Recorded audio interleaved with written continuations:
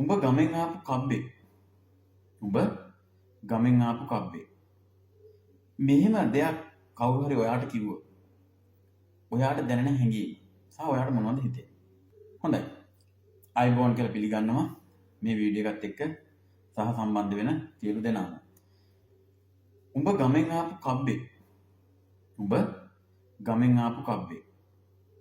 මෙහෙම දෙයක් කවුරු හරි ඔයාට කිව්වොත් ඔයාට දැනෙන හැඟීම සහ ඔයාට මොනවද හිතෙන්නේ?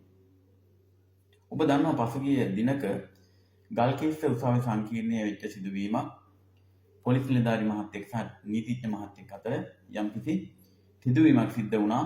ඒ වගේම වචන හුවමාරුවක් සිද්ධ වුණා. ඉතින් මේ සිද්ධිය සම්බන්ධව නිවැරදි කවුද වැරදි කවුද කියන එක ගරු අධිකරණයේ ඉදිරියේදී තීන්දුවක් ලබා දෙන්නේ. ඒ සිදුවීම ගැන නෙමෙයි මේ කතා කරන්නේ. එතන සිදුවීමෙන් පසුව දෙදෙනාගේම පසු හැසිරීම නේද? ඒ වීඩියෝ එකකින් අපි බලනකොට අපි දැක්ක දෙයක් තමයි මේ කබ්බා කියන වචනේ. උඹ ගමෙන් ආව කබ්බේ. ඉතින් මේක අපි හොයලා බැලුවාම ඇත්තටම ඒ කියන කෙනා කබ්බා කියලා කියන්නේ ගමෙන් ආපු කෙනෙකුට නම් නැත්තම් ගම්වල ඉන්න කෙනෙකුට නම් අපේ රටේ වැඩි පිරිසක් ඉන්න ඕනේ කබ්බා. මොකද අපේ රටේ ග්‍රාම්‍ය ප්‍රදේශවල ජනගහනය වැඩි. සහ ග්‍රාම්‍ය ප්‍රදේශවල අධ්‍යාපනය ලැබලා රැකියාව සඳහා සහ වෙනත් දේවල් සඳහා කොළඹට පැමිණි පිරිස වැඩි. එහෙම බැලුවහම වැඩි පිරිසක් අපේ රටේ ඉන්න ඕනේ කබ්බෝ.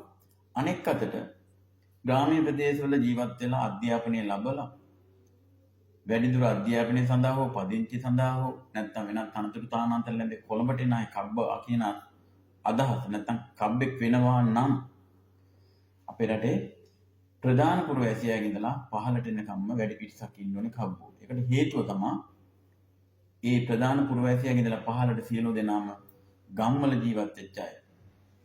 ඒ හින්දා මම හිතන්නේ මේ කබ්බා කියන වචනය ගමේ අයට සහ ගමෙන් පැමිණි අයට කියන අදහස දීම සාධාරණ නැහැ.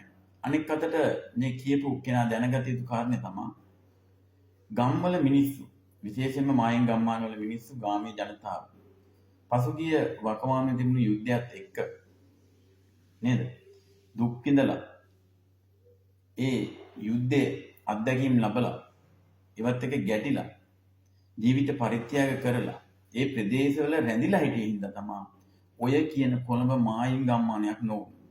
නැත්තම් මේ මායිම ටිකින් ටික කොළඹට එන්න තිබුණා. ඊගාට අපි බලන්න ඕනේ එහෙමනම් කබ්බා කියන්නේ කවුද කියන එක. දැන් මම ඔබට කියන්නම් කබ්බා කියන්නේ කවුද කියලා. එතකොට ඔබ මේ සිද්ධියත් එක්ක සංසන්දනය කරලා හැසිරීම සංසන්දනාත්මකව බලලා නේද? කමෙන්ට් කරන්න පුළුවන් කබ්බා කවුද කියලා. ඒක ඔබට බාරයි. ඇත්තටම කබ්බා කියන්නේ කවුද? පුද්ගලයෙකුට සාර්ථක වෙන්න නම් ඒ පුද්ගලයා සතු තිබිය යුතු දෙයක් තමයි දැනුම. ඒ වගේම අධ්‍යාපනය, කුසලතා සහ ආකල්ප. මෙන්න මේ කොටස් හතරම තිබිය යුතුයි. අඩු වැඩියක් තියෙන්න පුළුවන්. නමුත් මේ කොටස් හතරම පුද්ගලයේ සාර්ථකත්වයට බලපානවා. සාර්ථක පුද්ගලයෙක් බිහිවීමේලා මේ කරුණු හතරම වැදගත් සාධක වෙනවා. මෙතනදී දැනුම, අධ්‍යාපනය, කුසලතා කියන එක පැත්තකට ආකල්ප කියන කොටස තවත් පැත්තකට දාලා සමහර විට සමබර කරන්න පුළුවන්. මම මේ කියන දේ ඔබට තවත් තේරුම් කරන්න උත්සාහ කරන්නම්. යම්කිසි පුද්ගලයෙකුට තියෙන්න පුළුවන් හොඳ දැනුම, අධ්‍යාපනය, ඒ වගේම හොඳ කුසලතාවය.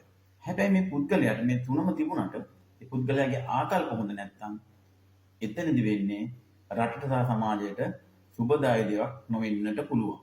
ඒකට හේතුව තමයි මේ දේවල් ඉගෙන ගැනීමෙන් ආකල්ප හොඳ නැති වුණොත් ඒ පුද්ගලයා සමාජයට වැරදි දේවල් වලට මේ දැනුම, අධ්‍යාපන, කුසලතා කියන ඒවා උදා ගන්න පුළුවන්. ඉතින් මේකට හොඳම උදාහරණ තමයි පහුගිය කාලය තුල සමහර වැරදි වලට බන්ධනාගාරගත කෙරුණේ අධ්‍යාපනයේ දැනුම, කුසලතා නැති අයට වඩා හොඳට ඉගෙන ගත්ත මිනිස්සු. ඒ හින්දා ආකල්ප කියන එක පැත්තකට දැම්මම දැනුම, අධ්‍යාපන, කුසලතා කියන එක තව පැත්තකට දැම්මම මෙන්න මේ සමබරතාවය රැකගෙන යා යුතුයි සාර්ථක පුද්ගලයෙකු. යම් කිසියකින් මේ ආකල්ප කියන කොටස වැටුනොත් එතන සාර්ථකත්වයක් සඳහා පවතින්නේ නැහැ. දැන් මොනවද මේ ආකල්ප කියන්නේ? ආකල්ප කියන්නේ පුද්ගලයාගේ සතුට තියෙන විනය, හැදියාව සහ මනුස්සකම. මේ කොටස් තුන. දැන් මේ සිදුවීමත් එක්ක බලනකොට විනය කියන කොටස ගත්තාම ඒක වාචික සහ කායික දෙකෙන්ම තිබිය යුතුයි. ඉතින් වචන හැසිරීම ඒ පුද්ගලයා එතන හැසිරීම සම්බන්ධව බලනකොට ඔබ තීරණය කරන්න ඕනේ ආකල්ප නැත්නම් විනය ඒ දෙදෙනාගෙන් කාටද තිබුණේ කියලා. එතකොට සමාජයේ කබ්බා යනුවෙන් හඳුන්වන්නේ දැනුම අධ්‍යාපනයේ කුසලතා නැති පුද්ගලයෝ නෙවෙයි. මේ පැත්තෙන් මම කිව්ව ආකල්ප හොඳ නැති මිනිස්සු. දැනුම අධ්‍යාපනයේ කුසලතා අඩු වුණත් ආකල්ප හොඳයි නම් මේ පුද්ගලයා සාර්ථකයි. හැබැයි දැනුම අධ්‍යාපන කුසලතා කියන කොටස් තුනම තිබිලා ආකල්ප හොඳ නැත්නම් ඒ පුද්ගලයාට තමයි කබ්බා කියලා කියන්නේ. ඉතින් මේක නොදන්න සමහර අධ්‍යාපනය ලැබපු දැනුම් සම්භාරයක් තියෙන මිනිස්සු ඉන්නවා කබ්බා කියන්නේ දැනුම අධ්‍යාපන කුසලතා නැති මිනිස්සු කියලා. ඔබ දන්නවා ගම්වල දෙමාපියෝ, අහිංසක දෙමාපියන්ට මේ දැනුම අධ්‍යාපන කියන එක බොහෝ දුරට අඩුයි. දැන් නෙමෙයි මම මේ කතා කරන්නේ මීට පෙර අතීතයේ ගැන දැනුම අධ්‍යාපනය කියන එක දෙමාපියන්ට අඩුයි. නමුත් මේ දෙමාපියෝ තීරණය කරනවා මගේ දරුවා කවදා හරි හොඳ තැනකට යවන්න. හොඳට උගන්වන්න. හොඳට අධ්‍යාපනය ලබා දෙනවා කියලා. ඒක හොඳ ආකල්පයක්. ඒ ආකල්පේ ඉඳලා ඒ දෙමාපියෝ ඒ දරුවා හොඳ තත්ත්වයට ගියේ. ගෙනලා සමාජයට කොරඹ රැකියාවට වෙලා තනතුරු තානාන්තර ලබනවා. ඒ තනතුරු තානාන්තර ලැබුවට පස්සේ ඒ පුතා හිතනවා නම් දැනුම අධ්‍යාපනයේ කුසලතා නැති මිනිස්සු තමයි කබ්බ කියලා. එයාට ඉස්සෙල්ලාම කබ්බ කියලා ආමන්ත්‍රණය කරන්න වෙන්නේ එයාගේ අම්මටයි තාත්තට. ඒකට හේතුව තමයි එයාගේ අම්මා තාත්තා දැනුම අධ්‍යාපනයේ කුසලතා කියන කොටස් නැතුව හොඳ ආකල්ප විතරක් තියාගෙන තමයි මේ දරුවව මේ තත්ත්වයට එන්නේ. ඔබට තේරෙනවද දැන් මම මොකද්ද මේ කියන්නේ කියලා? කබ්බා කියලා කියන්නේ දැනුම අධ්‍යාපනයේ කුසලතා කියන කොටස් තුන නැති අය නෙවෙයි, ආකල්ප හොඳ නැති අය. ආකල්ප කියන්නේ විනය, හැදියාව, මනුස්සකම කියන කොටස් තුන. එතනදී විනය කියන්නේ කය සහ වචනය සංවර කර ගැනීම. එතකොට වෙච්ච සිදුවීමත් එක්ක බැලුවම කය වචනය සංවර නැත්තේ, මනුස්සකම නැත්තේ, හැදියාව නැත්තේ කාටද කියන එක ඔබ තීරණය කරලා පහලින් කමෙන්ට් කරන්න